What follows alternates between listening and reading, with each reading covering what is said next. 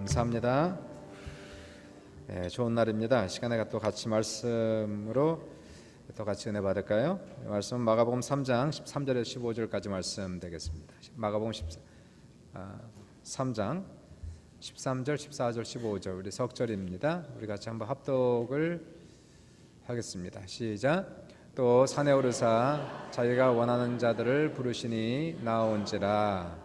이에 12를 세우셨으니 이는 자기와 함께 있게 하시고 또 보내사 전도도 하며 귀신을 내쫓는 권능도 가지게 하려 하심이라라. 오늘의 제목은 부르시고 세우시고 보내시고 이런 제목으로 말씀을 나눕니다. 이 세상에서 가장 위대한 스승이 있다면, 마스터가 있다면은 당연히 예수님을 빼놓을 수가 없습니다. 그분은 고귀한 성품을 가지셨기 때문에 이 세상에서 가장 겸손하시고 온유하시면서 또한 동시에 위대한 비전과 열정으로 인생을 불태우신 분이십니다. 더 나아가 이분은 다른 사람과 비교할 수 없는 하나님의 능력을 받아서 어딜 가든지 수많은 기적을 행하셨고 사람의 병을 고치셨고 귀신을 쫓으시고 놀라운 기적과 이적을 베푸신 분이십니다. 그러나 가장 중요한 것은 예수님에게 있어서 가장 탁월한 능력이 있다면 무엇일까요? 그것은 바로 사람을 변화시키고 우리 사람을 위대한 사람으로 만들어가는 탁월한 능력이 있으신 최고의 스승이라는 것입니다.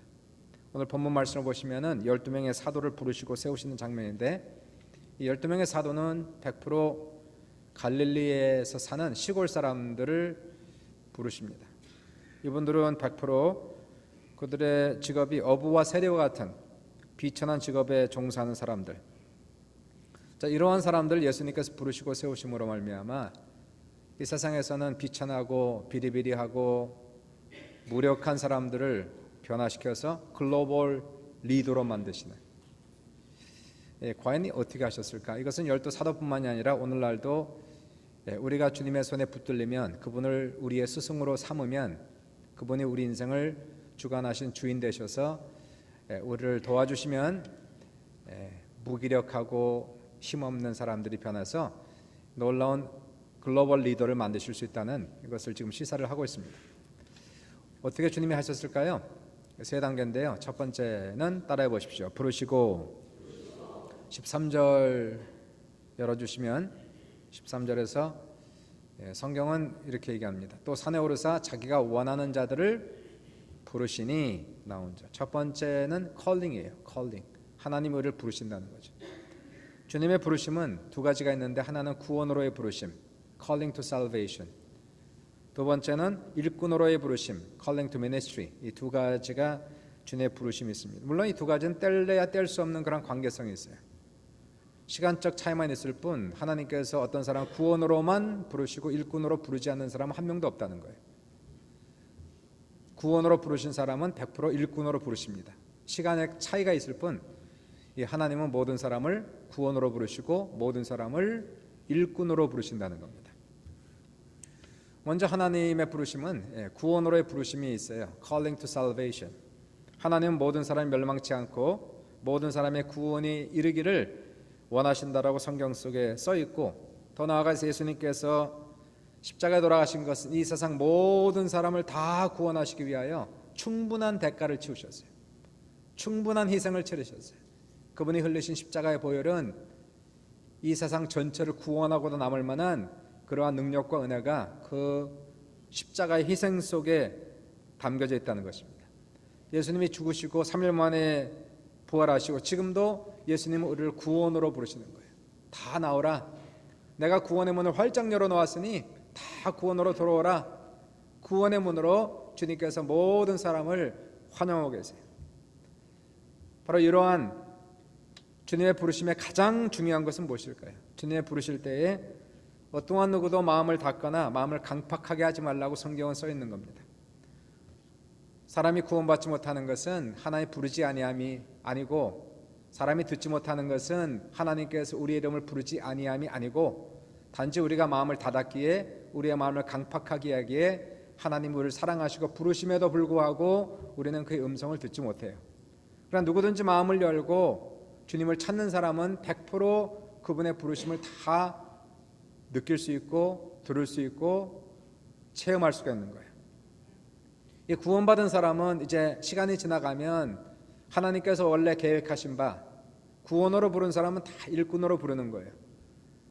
근데 우리가 구원받고 나서 신앙생활하면 이제 조금 시간이 지나가면 하나님께서 우리를 다 일꾼으로 부르시는 그 음성을 우리가 들을 수가 있게 돼요. 하나님 본래 인간을 만드실 때에 무의도식하는 놀고 먹는 사람을 만들지 아니하시고 일꾼으로 다 만드셨어요. 하나님께서 에덴 동산을 창설하시고 아담과 하와, 인류의 조상 아담과 하와를 그 동산에 두신 것은 무의도식하고 과일 따먹고 놀고 먹으라고 주신 것이 아니고 그 동산을 개간하라고, 씨 뿌리고 그 동산을 발전시키라는 일꾼으로 하나님께서 인간을 만드셨기 때문에 지금 이 시간에도 하나님은 무의도식하는 사람이 아니고 다 일하는 사람으로, 일꾼으로, 열매 맺는 사람으로 바로 우리를 부르시고 있다는 것이, 주님께서 우리를 일꾼으로 부르시는 것은 무기력한 인생 속에서 나오라는 얘기예요. 의미 없는 인생 속에서 나오라는 것이, 주님이 부르시는 게 가치 있는 인생을 살라고 아무런 뜻없는 목적 없이 방황하는 인생에서 나오라는 것이, 이제는 탁월한 사람이다라고 부르시는 음성이 일꾼으로의 부르심을 지금 얘기하는 거예요. 우리를 힘들게 하기 위해서, 써먹기 위하여, 써먹고 버리기 위해서 일꾼으로 부르시는 것이 아니고, 지금도 비전도 없고 꿈도 없고 시간 낭비하는 그러한 수많은 청년들을 향하여, 그러한 중년들을 향하여, 세상에 바쁘고 시들고 찌달린 사람들 향해서 인생 그렇게 살다가 가직하지 말고 좀 더 멋있는 인생을 살라, 비전 있는 인생을 살라, 가치 있는 인생을 살라고 주님께서 일꾼으로 불러내시는 거예요. 저는 청년 때에 하나님의 이 두 가지 부르심을 다 체험을 했어요. 한국에서 대학을 다니다가 이민을 와서 영어가 안 되니까 고등학교 12학년 다니고 12학년 한 학기 다니고 13학년 다녔는데, 주중에는 학교 다니고 주말에는 가게 헬퍼로 뛰었어요. 그때는 하나님을 절대로 믿지 않았고 교회는 좋아하지 않았어요. 교회 다니는 건 아예 생각지도 않았어요. 근데 하나님의 부르심이 저한테 있었어요. 어느 날 하늘을 보니까 하늘이 높아요. 하늘은 참 넓더라고요. 그러면서 야, 정말 나는 작구나. 비로소 제 인생에서 겸손한 마음이 들었어요. 아, 인생은 이렇게 작은 거구나. 신기하게도 그러면서 내 마음이 열리더라고. 아, 하나님이 있을지도 모르겠다. 하나님이 있으면 찾아야 되는데. 마음이 겸손해지고 하나님을 향해 마음이 열렸어요. 그때 제가 캐나다 와서 처음 사귄 친구가 있는데, 그 친구가 RSKN의 장의사에서 디렉터로 있는 권혁일 씨가 제 처음 친구예요. 본인은 모태신앙이라고 하지만 스스로 저한테 자기는 날라리 신자라고 그러면서 노는 거 좋아하고, 근데 이 친구가 어느 날 저한테 자기 교회에 학생부 수영회가 있는데 제가 자기 가야 되는 쪽 같이 가겠냐고, 이렇게. 지금 생각해보니까 나를 전도하려고 그랬던 거예요. 날라리 신자지만 그래도 신자니까 전도하려고 저를 수영에 한번 가자고 그래서 갔죠. 친구가 가자고 그러니까. 수영을 갔는데 이미 제 마음은 열려 있었잖아요. 겸손해졌잖아요. 근데 그 수양에서 아이들이 모여서 찬양을 하는데 그 찬양이 울려 나오는데 지금도 제가 기억해요. 예수가 우리를 부르는 소리, 금성 부드러워, 문 앞에 나와서 사면을 보며 우리를 기다리네. 오라 오라, 방황치 말고 오라. 죄 있는 자들아 이리로라, 주 예수 앞에 오라.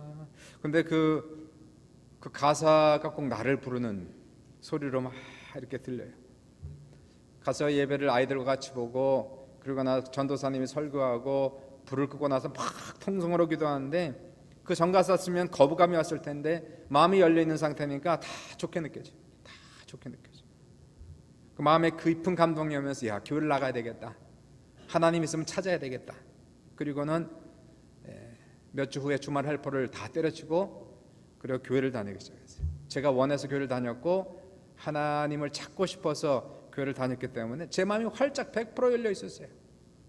하나님을 만나야 되겠다는 간절한 소망이 있었어요. 하나님을 찾았더니, 하나님 만나야 그렇게 원했더니, 제가 12월 달에 처음 교회를 가서 그 다음 해인 10월 달에 주님을 만나는 체험을 했어요. 그리고 구원받는 체험을 한 거예요.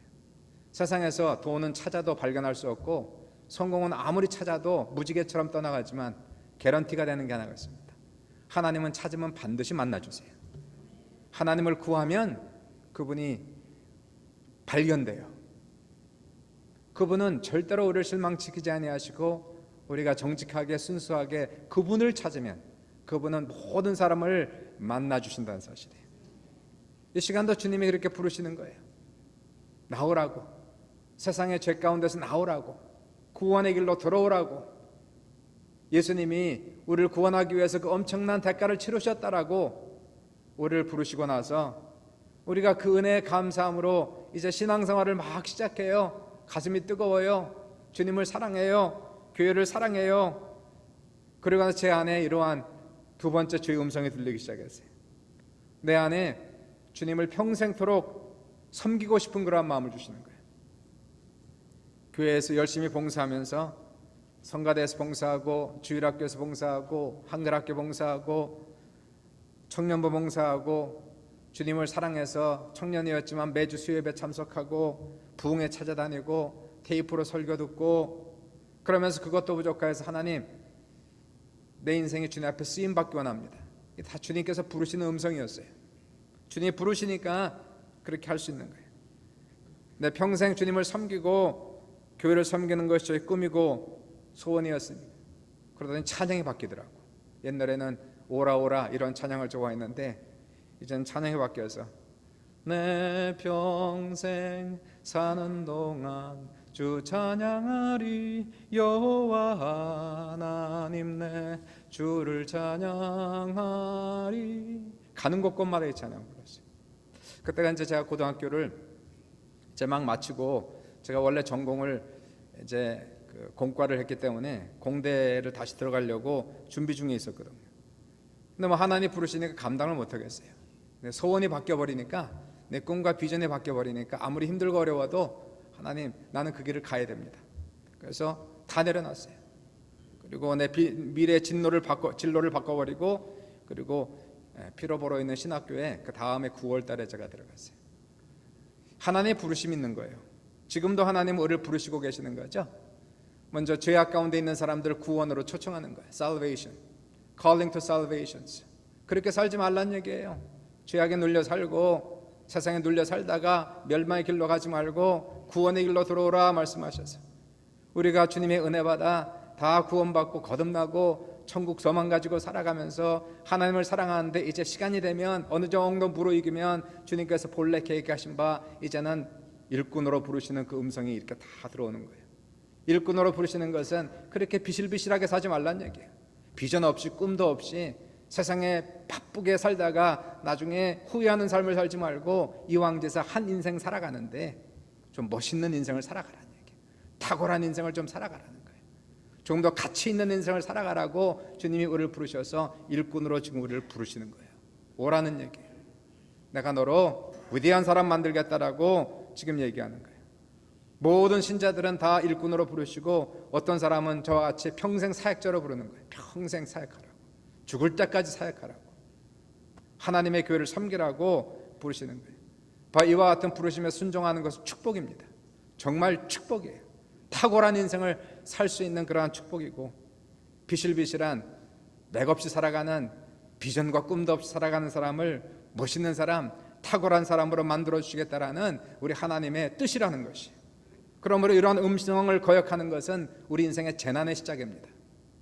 재난의 시작은 주의 음성을 듣지 못하는 것이 재난이고 저주며 주의 음성을 순종하지 않는 것이 가장 큰 재난이고 가장 큰 저주라는 것이.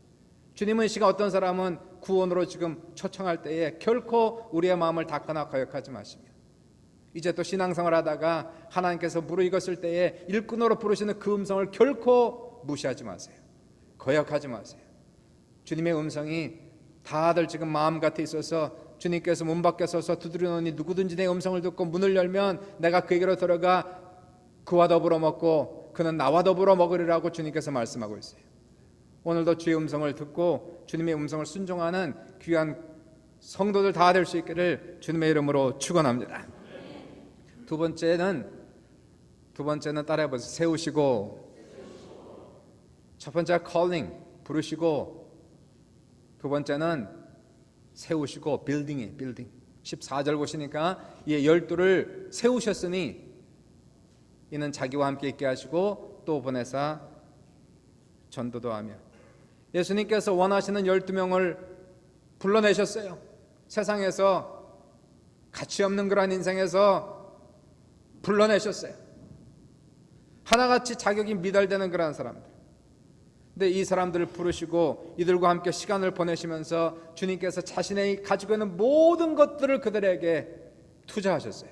자신의 지식과 자신의 경험과 자신의 가지고 있는 모든 것들을 바로 12명을 위해서 다 쏟아부으셨어요.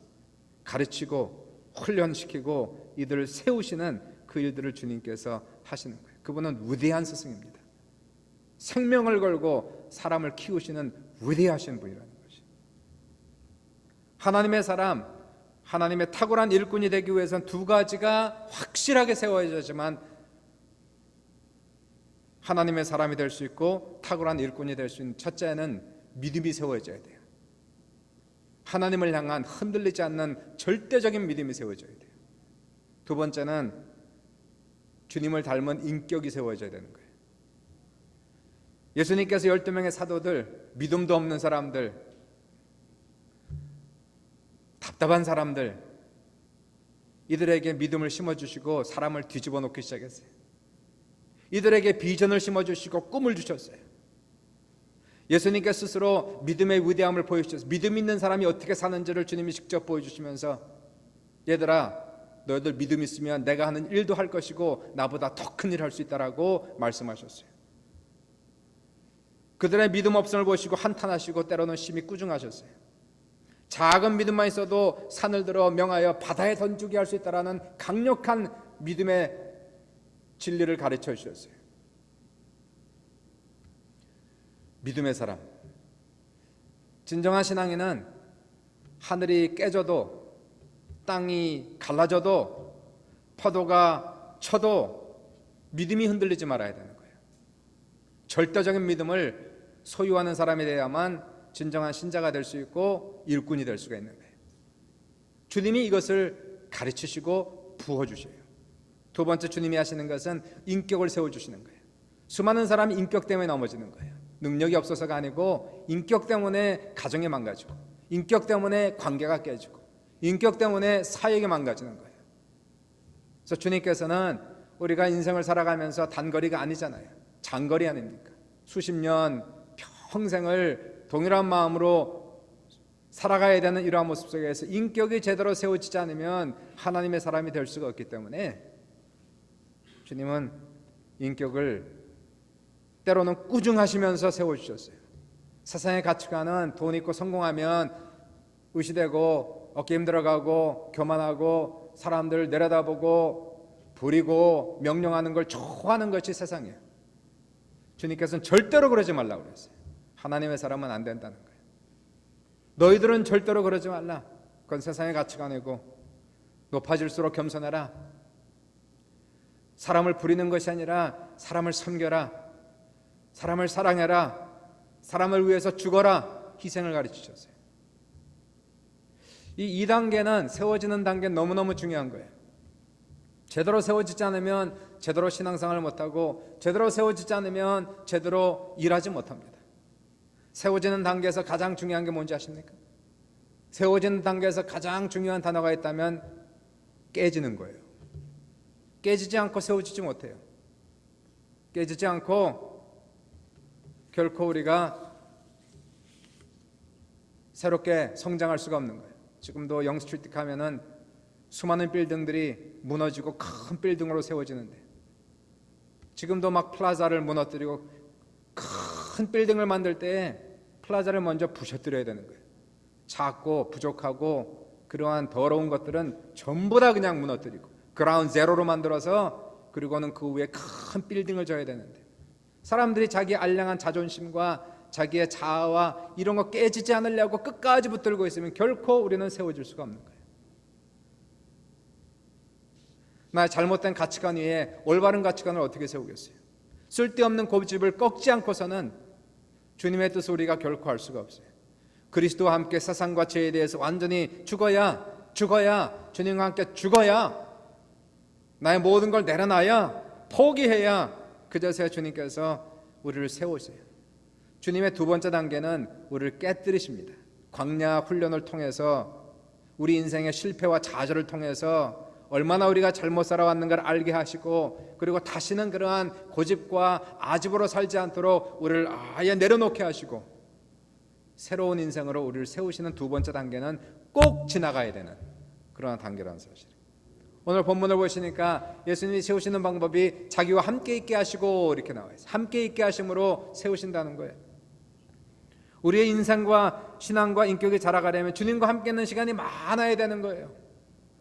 주님 앞에 칭찬도 받지만 꾸중도 받고 내가 잘못한 거 주님이 교정시켜 주시고 주님께서 나를 깨뜨려 주시고 부셔뜨리시는 이러한 훈련이 확실해야 우리의 삶 속에서는 변치 않는 정금 같은 믿음을 가지고 평생 신앙생활하고 일꾼이 되고 사역자가 되어도 나중에 시험 들지 않고 끝까지 갈 수 있는 것은 2단계를 잘 지나가야 되는 거예요. 기본적으로 우리가 기도와 예배와 말씀 생활에 최선을 다하고 이것이 주님과 함께 많이 시간을 보내는 거예요. 예배를 사모하고 사랑하고 말씀을 사랑하고 사모하고 기도 생활을 사모하고 사랑하면서 주님과 많은 신앙생활을 같이 할 때에 우리 안에 있는 것들이 껍질이 벗겨지는 거예요. 하나씩 둘씩 벗겨지면서 진정한 나의 모습이 주님과 함께 부활하는 놀라운 체험을 합니다. 저는 군대를 갔다 오지 않아서 군대 얘기하면 할 말이 별로 없어요. 제가 만 20살 되기 직전에 왔기 20살 됐으면 이민을 못 왔을 텐데 가족 이민으로 제 생일이 12월 달이고 6월 달에 이민을 왔어요. 19세 반 되던 해에 제가 와서 군대를 다행히도 안 갔다 왔어요. 그래서 남자들을 만나면 꼭 군대 얘기하는데 저는 그냥 가만히 있어요. 듣기만 할 말이 없어. 뭐 어디서 훈련을 받았느니 몇 기니 뭐 이런 얘기를 많이 합니다. 제가 체험한 군대는 10일밖에 됐. 제가 79년도 79학번이거든요.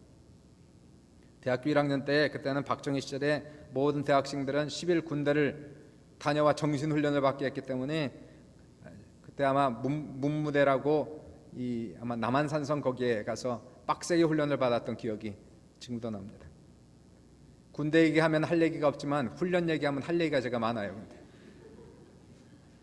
군대 3년보다 저는 10배나 많은 훈련을 받았어요. 강력한 훈련을 전 신학교 4년 동안 전 죽을 고생을 했습니다. 영어 하지 못하죠. 이민 온 지 한 2년밖에 되지 않은 상태에서 저는 이과이기 때문에 문과가 아니고 수학과학은 했는데 영어는 아주 못했어요. 그리고 더 나아가서 성경은 한 번도 읽어본 적이 없고 그냥 가슴만 뜨거웠지 머리는 텅 빈 상태에서 지식도 없고 신학교에 들어간 터에 다른 학생들은 다 백인들의 500명 학생 중에 499명 백인 나 하나 한국놈 와가지고 살아남겠다고 그냥 10배는 공부를 더 해야 돼. 10배. 남들이 잘 때 자지 못했어요. 놀 때 놀 수가 없었어요. 수업을 마치고 공부한 시간에 하루에 8시간에서 10시간을 공부하지 않으면 살아남을 수가 없어요. 밤새도록 책을 읽고 밤새도록 에세이 쓰고 저에겐 주말도 없고 할리데이도 없었어요. 토론토 기껏해 1시간 반 거리지만 버스 타고 충분히 올 수 있는 거리지만 올 수가 없었어요. 그때 제가 데이트하고 있었는데 데이트도 못했어요. 우리 집사람 불쌍하게 저 사람이 올라왔어요. 피로보로까지 버스 타고 전화도 없어갖고 그 당시 무슨 휴대폰이 어디 있습니까? 공중전화. 저 사람 UT에서 공중전화하고 저는 제가 2층에서 있었는데 2층에 공중전화 하나 전화 붙들고 30분 1시간 또 얘기해요. 다행히도 참 하나님 얼마나 감사한지 우리 집사람이 이제 그 당시에 이제 코인을 넣고 전화하지 않습니까? 근데 신기하게 그 전화는 돈을 집어넣으면 일부를 집어넣으면 이불이 도로 나오는 전화였어요. 거기서 돈을 벌었어 그때. 그래 1시간 전화하면은 보통 2, 3불인데 나중에 4불, 5불이 돌아. 우리 하나님 좋으신 하나. 할렐루야.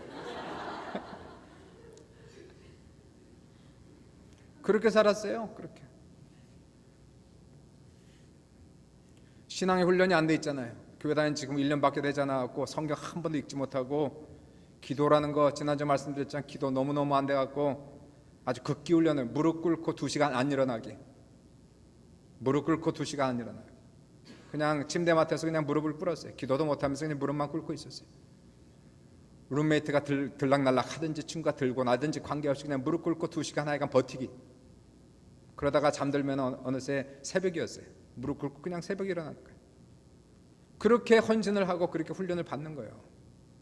진정한 신앙인 되고 일꾼이 되려면 깨지지 않고서는 세우지를 못하는 거예요.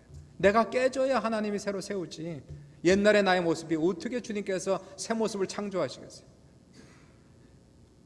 죽으면 죽으리라 하고 주님의 손 안에서 훈련을 우리가 받아야 되는데 여기선 깨질 각오를 하고 내가 정말 새 사람 되고 멋있는 사람 되고 하나님이 쓰시는 사람 되기 위해서는 주님 앞에서 깨질 각오를 하고 주님을 붙들어야 되는 거예요. 누군가가 말하기를 Pay the price now and enjoy life later, or enjoy life now and pay the price later. But either way, you have to pay the price. 지금 값을 지불하고 나중에 인생을 즐기든가, 아니면 지금 인생을 즐기면 나중에 값을 지불하든가. 어쨌든 값은 지불해야 된다. 훈련받지 않으면 주님 앞에 나중에 신앙생활하면서 다 값을 지불하게 돼 있는 거예요. 망가지는 거예요. 인생이 망가지고 가정이 망가지고 사회가 망가지고 신앙이 망가지고 관계가 깨지고.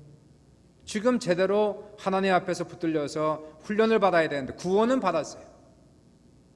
천국은 가요. 근데 인생이 망가지는 거예요. 안 되는 거예요. 주님 앞에서 붙들려서 진정한 신앙인이 되고 일꾼으로 부르심을 받았다면 일꾼다운, 일꾼 같은, 집사 같은 집사, 장로 같은 장로, 권사 같은 권사, 목사 같은 목사가 돼야 되는데 타이틀은 있는데 속이 없는 거예요. 그래서 주님 앞에서 우리가 주님이 부르시고 두 번째 세우는 단계에 있어서 믿음이 세워지고 인격이 세워지려면 먼저 깨져야 되는 거예요. 박살나야 되는 거예요. 내가 스스로 원해야 되는 거예요. 이런 걸요. 하나님이 우리를 박살내기 전에 하나님 내가 깨지기 원합니다. 나를 변화시켜 주시고 잘못된 나의 가치관, 고집, 나의 습관 다 깨뜨리시고 주님이 원하시는 아름다운 습관으로, 아름다운 가치관으로 나를 바꿔주셔서 사도 바울께서 고린도후서 5장 17절에 말씀하시기를 누구든지 그리스도 안에 있으면 새로운 피조물이라 이전 것은 지나갔으니 보라 새 것이 되었더라고 얘기할 수 있는 귀한 사람들 다 될 수 있기를 주님의 이름으로 축원합니다. 세 번째 마지막은 따라해 보십시오. 보내시고. 14절 보시니까 12를 세우시고 이는 자기와 함께 있게 하시고 또 보내사. 샌딩이에요. 컬링 하시고 부르시고 빌딩 하시고 세우시고 마지막 단계는 보내시는 거예요. 샌딩 하시는 거예요. 주님은 목적이 뚜렷하신 분이에요. 무슨 일을 해도 이유가 있었고 목적이 있어요. 주님께서 우리를 구원으로 부르실 때 그냥 구원으로 불러놓고 끝 이게 아니었다는 거예요. 목적이 있는 거예요. 구원의 목적이. 주님이 우리를 세우시는 것도 그냥 우리의 신앙 좋게 만들기 위해서 끝 그것이 아니라는 거예요. 목적이 있다는 거예요. 예수님께서 베드로를 부르셨을 때에 그물을 낚고 있는, 고기를 낚고 있는 바로 이 베드로에게 그거 그만해. 너는 나를 따라와. 그럼 내가 너로 사람 낚는 어부가 되게 하리라. 고기 낚지 말고 이제 사람 낚으란 얘기예요. 돈만 벌지 말고 사람도 구원하란 얘기예요. 예수님께서 우리를 신자로 만드신 이유는 그냥 나만 예수 믿고 구원받고 천국 가는 것이 아니고 이제 너와 함께 사람을 낚으란 얘기예요. 친구들, 가족들, 자녀들 전도해서 함께 천국 가야지. 나만 가고 나만 혼자 가요? 내 자식들은 어떻게 하라고? 내 남편은 어떻게 하라고? 내 부모는 어떻게 하라고? 주님이 나를 세우시는 목적도 분명한 뜻이 있는 거예요. 자기와 함께 있게 하시고 또 보내사 전도하게 하시려고. 예수님의 사명은 전도 사명이었어요. 전도해서 영혼을 구원하는 것보다 이 세상에 더 중요한 건 없는 거예요. 이 세상의 모든 것 다 낡아지고 없어진다라고 성경은 얘기하고 있고, 성경은 분명히 말씀하시기를 헛되니 모든 것이 헛되다라고 얘기하는 거예요. 해 아래서 있는 것 중에서 영원한 것은 아무것도 없는 거예요. 하늘도 땅도 하늘의 별들도 다 날아가고 새로운 것이 되는데, 이 세상에서 영원토록 변치 않고 영원토록 죽지 않는 것이 하나가 있는데, 그것은 사람의 영혼밖에 없는 거예요. 그러한 이유 때문에 하나님 말씀하시기를 한 영혼이 온 우주보다 귀하다는 말씀이 바로 거기 있는 거예요. 예수님은 전도하기 위해서 세상에 오셨고 평생 전도하셨어요. 밥 먹고 하신 일은 전도한 일밖에 없어요. 영혼을 구원하기 위하여 그토록 고생하시고 모진 고문을 당하시고 십자가 죽으신 이유도 영혼을 구원하시기 위해서 그렇게 하셨어요. 예수님은 세상의 전통이나 고정관념에 묶이지도 아니하셨어요. 그 당시에 유대인들은 사마리아 사람들과 같이 먹지도 않고 악수도 하지 않고 그 사람들이 만진 것은 재수 없다고 만지지도 않았어요. 근데 예수님께서 수가성 우물가에 앉아 있었을 때에 사마리아 여인 하나가 우물가에 물을 길러 왔을 때에 예수님께서 그 여인을 보면서 여자의 물 좀 달라, 너무 놀라는 거예요. 유대인들이 어떻게, 유대인이 당신이 라비여 당신이 어찌하여 사마리아 여자인 나에게 물을 달라 하나이까? 고정관념이요? 전통이요? 관계없어요. 한 영혼을 구원하겠다면 예수님은 그러한 것들 다 부실 수 있는 사람이에요. 사마리아 여인에게 전도했고 이 여인 구원받았고요, 나중에 수많은 사람들에게 전도하는 놀라운 변화와 기적을 체험한 여인이 사마리아 수가성 여인이에요.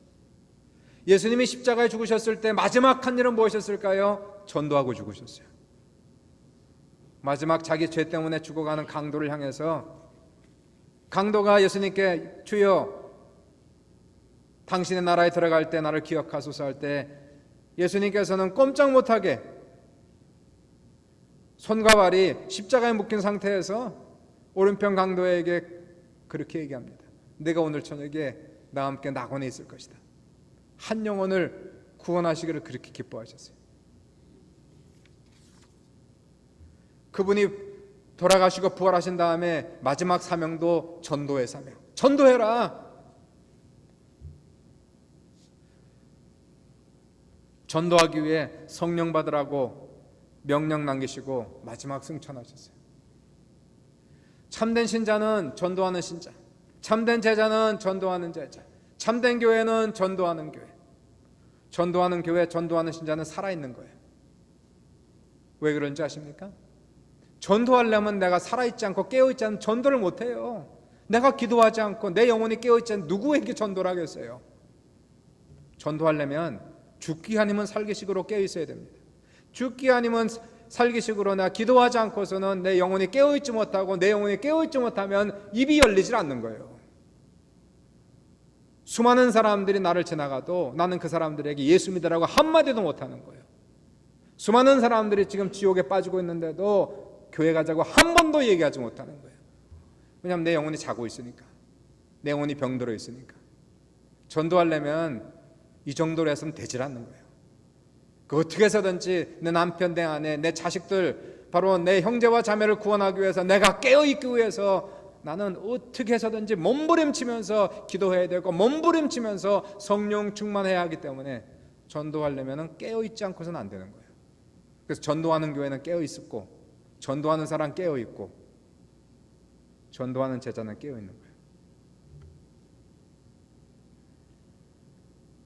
전도하기 위해 성령 충만받고, 주님 말씀에 성령 임해야 권능받고 내 증인된다고 하셔서, 과연 오순절날 제자들은 기도하는 중에 성령 충만을 받아서 파죽지세로 이 제자들이 파죽지세로 이 제자들이, 갈릴리 어부들이, 갈릴리 세리들이 예수님께 훈련받고 성령 충만을 받더니 과연 이 사람들이 파죽지세로 복음을 전하여 교회를 부흥시키고 세상을 뒤집어 놓는 탁월한 인생을 살았단 말이에요. 주님이 부른 사람은 비실비실한 사람들, 맥 빠진 사람들이었어요. 비전도 없고 꿈도 없고 어딜 가는지 왜 사는지도 모르고 목적도 방향도 없이 살아가는 이러한 어부들과 세리들, 예수님께서 그들을 부르셨어요. 다행히도 감사히도 이 사람들은 마음을 열고 그러한 인생에서 빠져나가기를 원했어요. 나도 좀 비전 있게 꿈 있게 좀 살아가겠다고. 목적 없이 방황하는 삶이 아니라 뭔가 좀 멋있게 탁월한 좀 인생을 살겠다는 그러한 마음을 가지고 주님의 부르심에 응답하고 주님을 따라갔어요. 주님께서 빡세게 훈련을 시켰습니다. 3년 동안 잠잘 시간도 주지 않으면서 주님께서 이들을 데리고 다니시면서 사역을 보여주시고 사역하게 하셨고, 잘못된 가치관을 깨뜨리시고 그들을 꾸중하시고 훈련시키면서 이 사람들을 깨지고 부서지고 그리고는 새로운 사람으로 자라갔어요. 기도와 말씀과 예배에 집중하고 자신을 깨뜨리는 훈련을 받고, 그리고 그들 위해 성령 충만을 받았더니 이 사람들은 전 세계를 품 안에 안을 수 있는 그러한 넓은 가슴을 가진 사람들이 된 거예요. 벌레 같은 눈에서 독수리 같은 눈을 가지고 창공을 높이 나르며 나는 부족하지만 주님이 나와 함께 하시고 나를 사용하시면 된다라는 강력한 믿음 속에서 이 사람들은 전 세계를 바꾸는, 역사를 뒤집는 위대한 인물이 되는 거예요. 이 사람들 뿐이겠습니까? 예수님은 구세주면서 그분은 가장 위대한 스승이 되는 거예요. 누구든지 그분을 자기의 주인으로, 자기의 스승으로 모시고 정말 참된 스승으로 모시고 평생 그분에 붙들려서 살아가고 훈련받기만 하는 사람은 누구든지 이러한 변화가 체험 가능하다는 얘기예요. 사랑하는 여러분, 어떻게 우리가 인생을 살아가나요? 남은 여생에 우리가 몇 년이 남았습니까?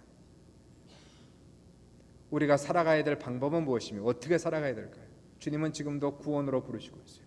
죄에서 나오라고, 헛된 세상에서 나오라고 부르시고, 그리고 지금도 방황하며 비전과 꿈이 없는 사람들에게 일꾼으로 부르시는, 탁월한 인생을 좀 살아가라고, 가치 있는 인생을 좀 살아가라고.